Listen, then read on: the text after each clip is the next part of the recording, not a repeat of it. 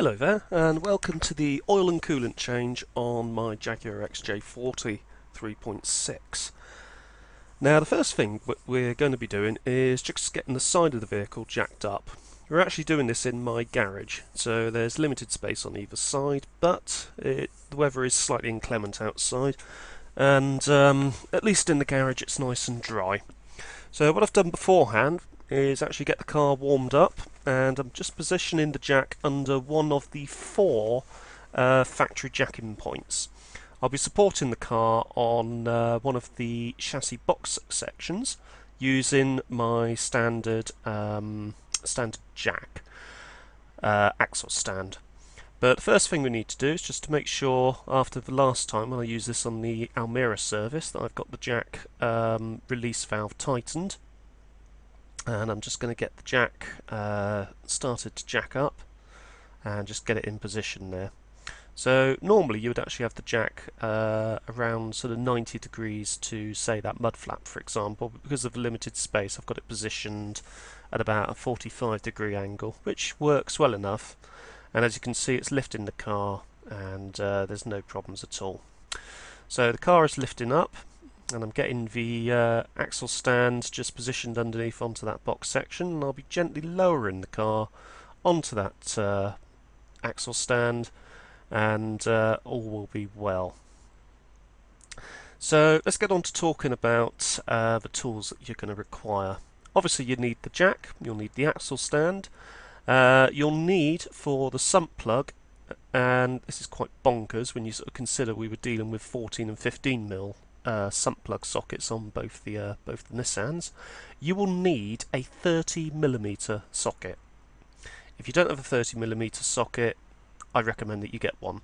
So I've actually got two here, so I've got quite a few larger sockets. I've got a 30mm and I've also got a 32, because I think some of the replacement sump plugs are actually 32mm in size. Oil wise, I've got my mix of semi-synthetic oil here, 10W40. And I've also got the oil that I've collected from the various Nissan services that I've done that gives me an extra 5 litres of semi-synthetic, even though it is in that mineral oil bottle. Also got two types of antifreeze. I've got the pre-mixed antifreeze, and I've also got some Prestone antifreeze, which is, according to the label, compatible with any type of antifreeze. That includes red and the blue.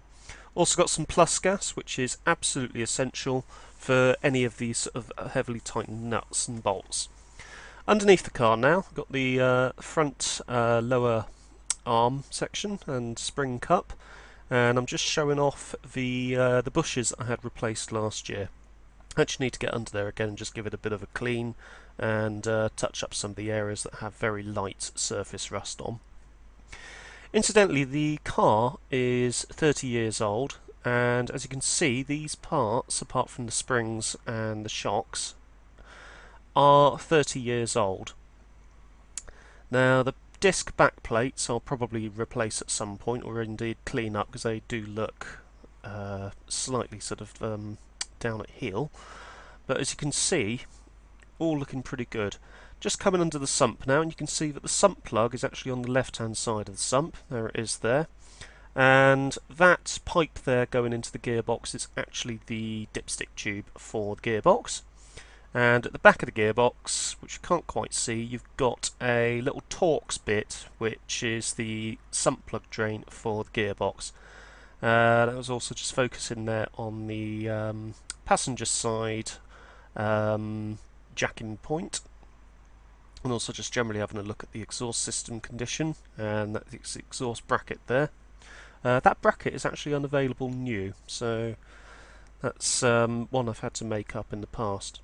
What we're doing at the moment is we're now going through the fun process of removing the oil filter. So I've tried to get to it from the bottom side using my standard remove it method with my hand, and now I'm trying to chain whip on that oil filter. I'm going to freely admit that I've had the car back since 2015, so it went on holiday with some new owners from 2012 to 2015, and then I bought it back because I was offered the car back and I wanted it back. And I haven't actually replaced the oil filter since getting it back.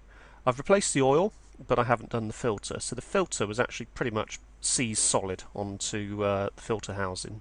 So my chain whip didn't work, and I've had to be a little bit creative with trying to get it off. This isn't a method I recommend, but in the most extreme situations it does seem to work, and it has worked, touch wood, every single time that I've done it to every car.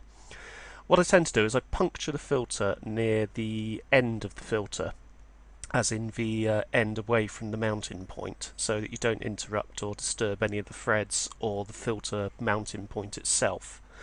You then put a screwdriver into the filter where you've punctured it, as you can see there. You hammer that in, and that screwdriver is usually enough to give you enough leverage to get the filter to move, and to actually get the filter to eventually come away from where it has been mated.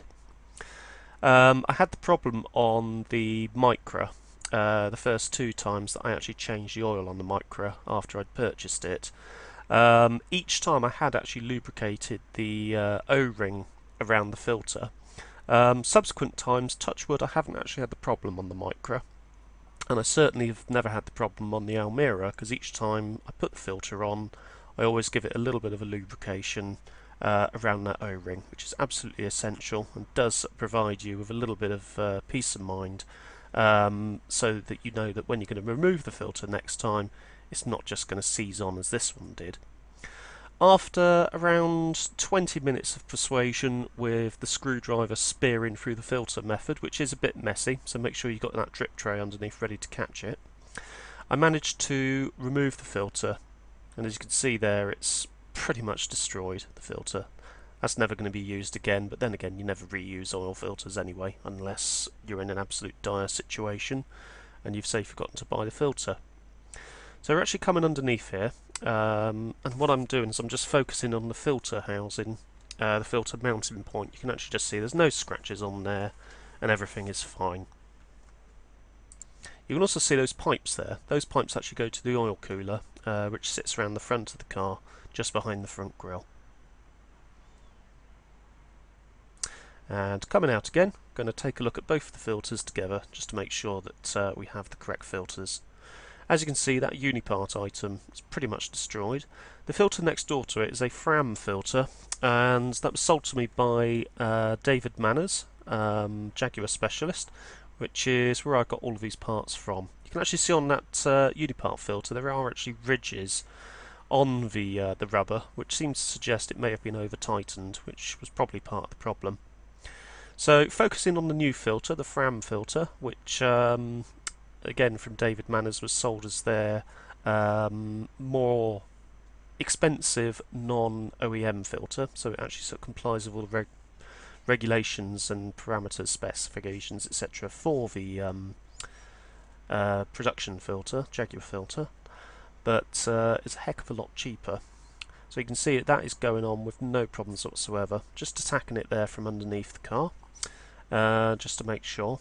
And as usual, it's going on just over hand tight. So hand tight, and then as tight as you can get it. Next phase is to replace the air filter, and on this particular version I did have a cone filter on here at one point. That's been replaced with the standard air box, but the air box I need to actually attach in properly. There's 4 clips on the air box. Filter comes out, make sure that your housing is cleared, new filter goes in, and the top of the box just clips back on again. Very simple, and literally takes a couple of minutes to achieve. It's also a good opportunity to investigate and check your inner wing areas there. The XJ40, particularly of this vintage, is renowned for having inner wings which do tend to rot, and it is actually a good idea just to make sure that they are absolutely fine. Coming on here to topping up the coolant, so the bit of the film that I've cut out, because the video didn't record, was actually draining the coolant. Now, there is a large bottom hose on the radiator that sits right at the bottom of the radiator. So what I did was I made the car nice and warm before pulling off the hose, and drained all of the coolant into a suitable vessel which I had underneath that bottom hose. Once the coolant had drained out, the bottom hose goes back on, and then I can start by filling the coolant. And what I tend to do is I put in as much antifreeze as I can. So in this case it's probably about 50% mixture of antifreeze to standard water, and I top up the header tank here, expansion tank, so I can actually just see the coolant at the top of the tank, and I top it off with water so I can see the coolant not quite coming out of the opening, but so that it's actually visible within the tank itself. The engine, as you can see now, is then run until warm, until the thermostat opens, holding the revs at around 2000 RPM to get the coolant circulated. You can hear there the idle is pretty smooth for a little bit, and then the idle air control valve has a bit of a fit because I think I need to replace that. But incidentally, replacing the coil, the ignition amplifier, and the crank angle sensor has really improved running of the car exponentially. In fact, every time I've started the car since replacing those items, it is just getting better every time I do it. Holding RPMs at around 2000 here. I have to speak a little bit loudly. Must get that shroud back on.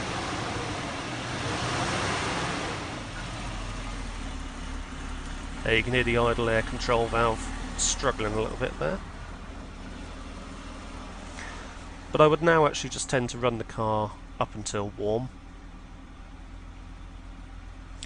and just making sure that you obviously sort of squeeze the top hose to release any air bubbles through the header tank. And that is pretty much it for the XJ40 service. Very basic service. If you have enjoyed this video, please don't forget to hit that like button, and also please consider subscribing for more upcoming fascinating hobbies. Thanks for watching.